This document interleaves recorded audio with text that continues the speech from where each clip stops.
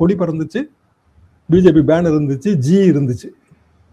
அது கூட இல்லையேன்ற காங்கிரஸ் கட்சிக்கு.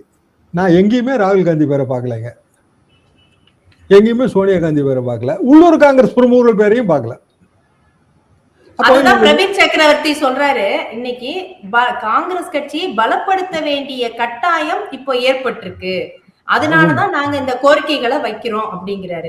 பலப்படுத்தணும்னா இதான் வழி அப்படின்னு யோசிக்கிறாங்களா? பலப்படுத்தணும்னா தனியா நிக்கணும், அதான் வழி. திமுக அதிக சீட்டு வாங்கி பலப்படுத்த எப்படி முடியும்? திமுக வேலை பார்த்து அவங்களை ஜெயிக்க வைக்கணும். போல எந்த ஒரு கட்சியுங்க பலப்படுத்தணும்னா தனியா நிக்கணும். சீமானது தான் செய்யறாரு. 89 காங்கிரஸ் செஞ்சது தானே.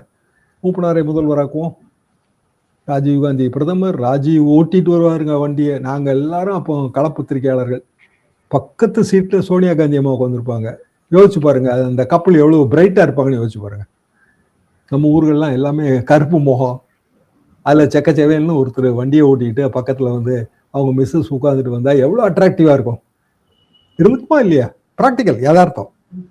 இதெல்லாம் இதே ஊர்கள் தான். இப்ப நான் பேசிட்டு இருக்க இதே ஊர்கள் வழியா அவங்க ஜீப் ஓட்டிட்டு வந்ததுதான். எல்லா வீட்டுக்கெல்லாம் போவாங்க, குடிசைக்கெல்லாம் போவாங்க. 26 எம்எல்ஏ சீட்டு ஜெயிச்சாங்க. அது சாதாரண வெற்றி இல்லை. அதை அவங்க தக்க வச்சாங்களான்னா இல்லை. என்ன காரணம்னா, உடனே 6 மாசத்துலயோ 8 மாசத்துலயோ மக்களவை தேர்தல் வந்துச்சு. அதிமுக கூட்டணி அம்போன்னு விட்டாச்சு.